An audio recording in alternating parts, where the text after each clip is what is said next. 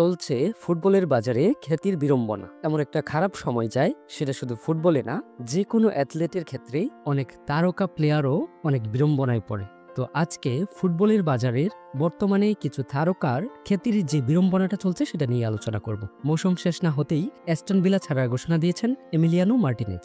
বিশ্বকাপ ও দুটো Copa America জয়ী গোলরক্ষক তিনি।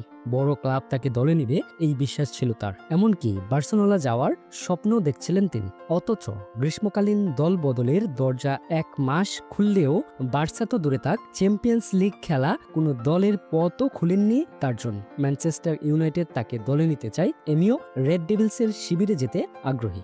যদি কিন্তু উপর ঝুলে আছে অনেক কিছু। গোলরক্ষক টের স্টেগানে ভরসা হারিয়েছে বার্সেলোনা। ইনজুরি প্রবণতা বাড়লেও 33 বছর বয়সী এই জার্মান গোলরক্ষক ফুরিয়ে গেছেন বলা যাবে না। তিনি দৌড়ে বসে আছেন, চুক্তি থাকায় বার্সা ছাড়বেন না। আসলে বড় কোনো ক্লাব থেকে আকর্ষণীয় প্রস্তাবও পাননি তিনি। ম্যান সিটি তার বিষয়ে খোঁজ রাখছে, এমন একটি গুঞ্জন বের হলেও এখন পর্যন্ত তা জোরালো নয়। খ্যাতির আরও বড় বিড়ম্বনায় সম্ভবত ভুগছেন রিয়াল মাদ্রিদের তরুণ ব্রাজিলিয়ান উইঙ্গার রদ্রিগো গোয়েজ এবং লিভারপুলের কলম্বিয়ান ফরওয়ার্ড লুইস দিয়াজ।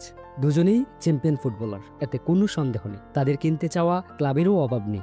দাম, ক্লাবের সক্ষতা কিংবা আর্থিক স্বচ্ছতার কারণে দল বদল নিয়ে কেবল গুঞ্জনই বের হচ্ছে, কিন্তু কোথাও তারা ডিল ডান করতে পারছে না বা হচ্ছে না। রদ্রিগোকে যেমন কিনতে চাই আর্সেনাল, আবার চেলসি, বায়ার্ন মিউনিখ, লিভারপুল, কিন্তু দেখা যাচ্ছে তার দিকে জোর নজর রাখছে, কিন্তু ফাইনালি কোনো খবর আসছে না যে এই ক্লাব রদ্রিগোকে নিশ্চিত করেছে। কিন্তু 4-5টা ক্লাবের নজর রদ্রিগোর আছে, এই নিউজটা বারবারই হচ্ছে। কিন্তু এটা কি এখন সত্য নাকি গুঞ্জন, সেটা বোঝার কোনো উপায় নেই। তখনই আসলে বোঝা যাবে যখন কারোর সাথে রদ্রিগোর নামটা জড়াবে বা সাইনিং হবে, তখনই এটা নিশ্চিতভাবে বলা যাবে। সেই সাথে শোনা যাচ্ছে পিএসজিরও পছন্দের তালিকায় আছেন নাকি রদ্রিগো। এমনকি সংবাদ মাধ্যম এই নোটিসেস দাবি করছেন রদ্রিগোকে কেনার স্বপ্ন দেখেন Barca president Laporta. Rodrygo Real মাদ্রিদকে চ্যাম্পিয়ন্স লিগ, লা লিগ জেতাতে বড় ভূমিকা রেখেছেন। টেকনিক্যালি তাকে নিখুঁত ফুটবলার মনে করা হয়, যে কারণে গত মৌসুমে ম্যান সিটি তাকে দলে নিতে মুখিয়ে ছিল।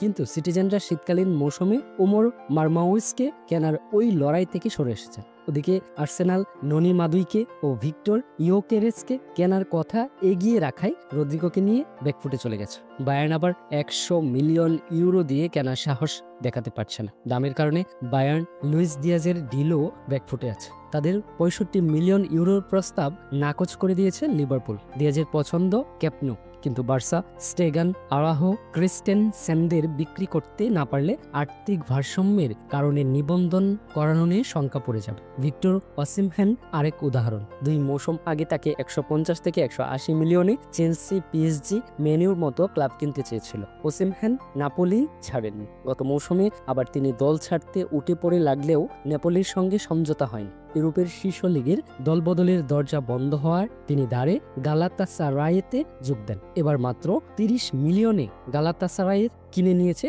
নাইজেরিয়ান তারকাকে। খ্যাতি, প্রতিভা, তারুণ্য সব থাকতেও ব্রডলি বার্কোলকেও ভালো দামে বিক্রি করতে পারছে না পিএসজি। হোগো একিটিকের মতো তরুণ ফ্রেঞ্চ স্ট্রাইকার বাজারে শোপিস হয়ে আছে। লিভারপুল কেনাকাটায় অনেকটা এগিয়ে গেলেও ডারউইন নুনিয়েজকেও এখনও বিক্রি করতে পারেননি। নতুন টনি ক্রুজকে ডাকা হলেও জার্মানি অ্যাঞ্জেলো স্টিলার এখনও স্টুটগার্টে পড়ে আছেন। এসব দলবদলের শেষ দেখতে এখনও অবশ্য হাতে প্রায় 1.5 মাস সময় আছে। এই যে এখন পর্যন্ত উল্লেখযোগ্য 5 থেকে 7 জন তারকার নাম বললাম, তাদের খ্যাতি, পারফরমেন্স, টেকনিক্যালি তারা কতটা ভালো খেলোয়াড় এটা অলরেডি তার প্রমাণিত। কিন্তু যেই দলে আছে, যে দল তাকে বিক্রি করবে অথবা কেউ স্বেচ্ছায় ওই দল ছেড়ে দিতে চাচ্ছে, কিন্তু তাদের সবকিছু থাকার পরেও কেন জানি অন্য দলগুলো তাদের কাউকে এখনো কিনছে না। তাহলে কি এটা বলা যাচ্ছে না যে আপনার মধ্যে যদি ওই কোয়ালিটি না থাকতো, আপনি যদি কোনো তারকা প্লেয়ার না হতেন, তাহলে যদি আপনার এই অবস্থাটা হতো তাহলে সেটা মানা যেত। এখন তো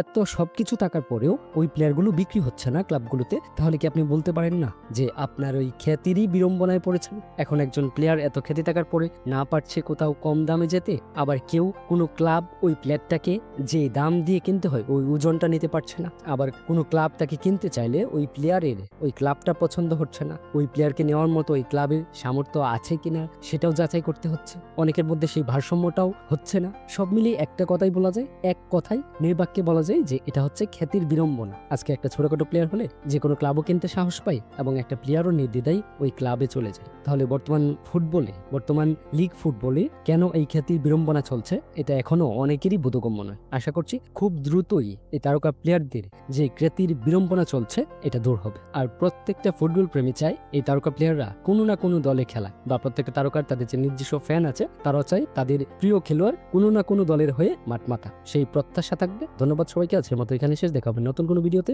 সেই পর্যন্ত সুস্থ থাকবেন, ভালো থাকবেন, আল্লাহ হাফিজ।